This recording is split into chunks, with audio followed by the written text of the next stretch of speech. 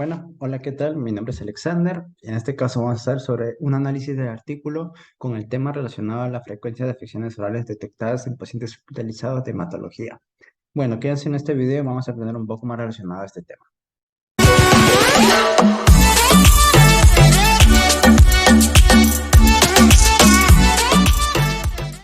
Bueno, en este caso del artículo vamos a resaltar sobre su objetivo y sus métodos. Bueno, resaltar que su objetivo fue evaluar la frecuencia y los tipos de afecciones orales encontradas en pacientes en una sala hematológica durante las visitas dentales de su rutina. Y relacionados a sus métodos, también fueron, como comentamos anteriormente, los datos fueron recolectados por exámenes orales. Y esto durante sus visitas semanales a una sala de hematología del Hospital Universitario Clementino Fraga Filo, de la par de la Universidad Federal de Río de Janeiro. Y esto fue en el transcurso desde julio del 2007 hasta septiembre de 2009. Bueno, también comentar que hubo relación a 6 dentistas entrenados que realizaron la evaluación oral, esto en los principios de la semiología oral. También que los datos fueron registrados en formularios de protocolo y en los registros electrónicos de la institución. Y también resaltar que todos los pacientes que aceptaron ser examinados fueron incluidos en el estudio. También que se excluyeron a pacientes que no estaban disponibles o no podían realizarse exámenes orales. Y todo esto engloba a un estudio retrospectivo y análisis descriptivo. Yendo con sus características, vamos a comentar sobre las lesiones orales, que suelen ser los primeros signos de enfermedades hematológicas. También que generalmente los dentistas detectan primero los signos orales, esto con una relación a la condición sistémica. También que la salud oral es importante para el equilibrio sistémico y las condiciones orales agravan la progresión de algunas enfermedades. También que las manifestaciones bucales de los pacientes con enfermedades hematológicas pueden ocurrir por la propia enfermedad o como consecuencia del tratamiento. También que el tratamiento de enfermedades hematológicas incluyen quimioterapia, radioterapia y trasplante de células madres hematopoyéticas. Esto relacionado a las células malignas con el objetivo de los fármacos antineoplásicos. Bueno, y siendo comentando con los signos, vemos la anemia, trastornos de coagulación y las neoplasias. Esto es la anemia relacionada a la palidez de la mucosa oral y las úlceras, como observamos la sangre normal y cómo es con la anemia.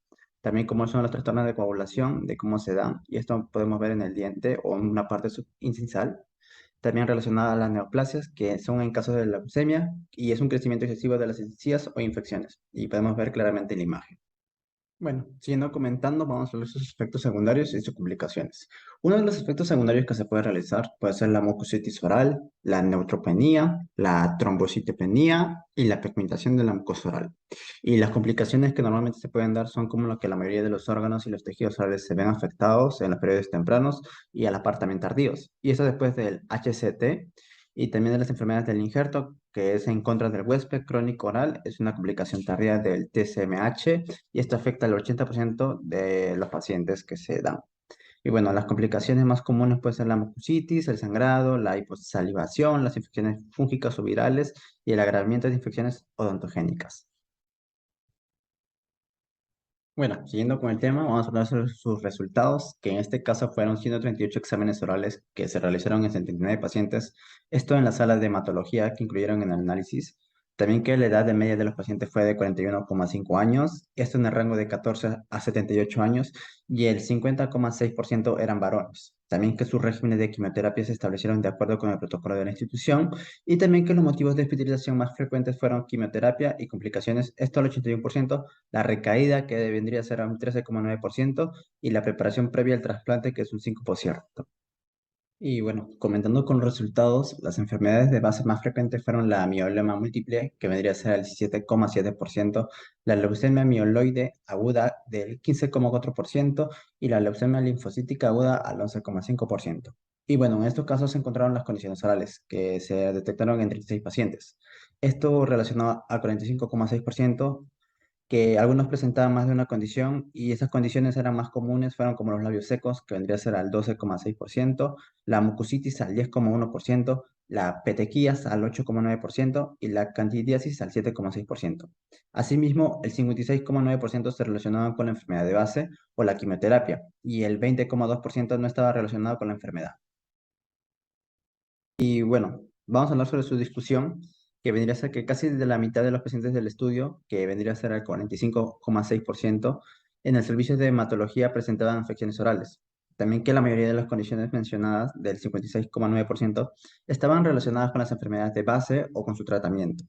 También que el 40% de los pacientes oncológicos en régimen de quimioterapia presentaban lesiones orales, que la frecuencia de esas condiciones varía entre los estudios, depende de las características de la población del estudio. También que el régimen de la quimioterapia, que ven a ser los métodos de evaluación y el estado de salud oral del paciente. Para finalizar, vamos a hablar su conclusión, que en síntesis, este estudio da a conocer los tipos y la frecuencia de las condiciones orales que se observan en los pacientes hematológicos hospitalizados.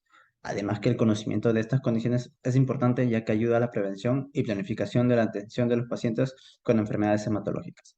Y esto suma de mucha ayuda para las personas que tienen este problema y también a la par de conocer de cómo avanza sin saber de estas enfermedades hematológicas relacionadas a la oncología.